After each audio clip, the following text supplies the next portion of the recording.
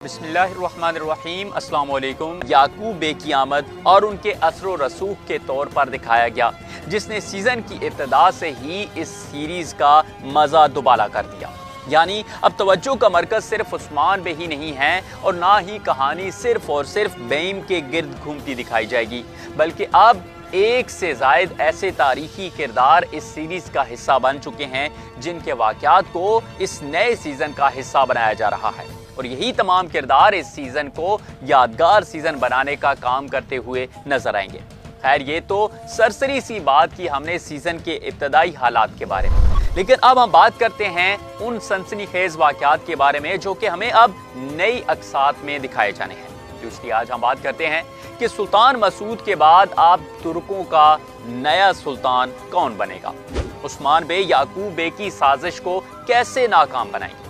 क्या तारीख में तुर्कों की आपस में कोई बड़ी जंग हुई थी या नहीं? इन हेडलाइंस के अलावा भी बहुत सी मालूमात आपकी खिदमत में पेश करेंगे, लेकिन सबसे पहले बात करते हैं उस बड़े मसले के बारे में जिसका आगाज पहली ही किस्त में हो गया, और ये मसला है तुर्कों की सरबराही हासिल करने का। क्योंकि जो हालात सल्जूक रियासत के नजर आ रहे थे, इस हवाले से हमने पहले भी आपको बता दिया था कि अब तारीखी एतबार से भी सुल्तान मसूद का बच जाना मुमकिन ही नहीं है, और अब की बार होने वाले जहरीले हमले में उन्हें इस दुनिया से रुखसत होते हुए दिखाया जाएगा। क्योंकि इसी दौर में रियासत सल्जूक अपने अंजाम को पहुंच गई थी। तहम इस तारीखी रियासत के खत्म होने के बाद नए तारीखी और कदरे नाजुक तरीन दौर का आगाज हो गया था, जहां पर तुर्कों को मंगोलों या बाज़ंतीनियों जैसे बड़े दुश्मनों का ज्यादा खौफ नहीं था, बल्कि इस दौर में तुर्कों ने अपने बड़े दुश्मनों पर काबू पाने के काफी इंतजाम कर लिए थे।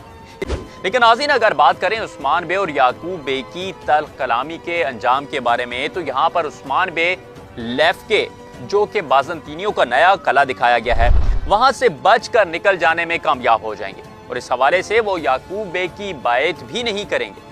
लेकिन अगर बात करें नए सुल्तान की, तो इस हवाले से तारीख में हमें कोई एक नहीं बल्कि एक से ज़ायद सुल्तानों के शवाहिद भी मिलते हैं, और वो ऐसे कि उस्मान बे और याकूब बे दोनों ही अपनी खुद मुख्तार रियासत बनाने का ऐलान कर देंगे, और दोनों ही अपनी अपनी रियासत का सुल्तान बनकर सामने आ सकते हैं। इस हवाले से ये हालात भी दिखाए जा सकते हैं जहां पर याकूब बे को इब्तदाई तौर पर नया सुल्तान दिखाया जाए, जिसकी वजह यह है कि सल्जूकी रियासत के खात्मे के बाद तुर्क कबाइल ने कोन्या पर कब्जा करने की भी कोशिश की थी, जिसमें उन्हें इब्तदाई तौर पर कामयाबी भी हासिल हुई थी।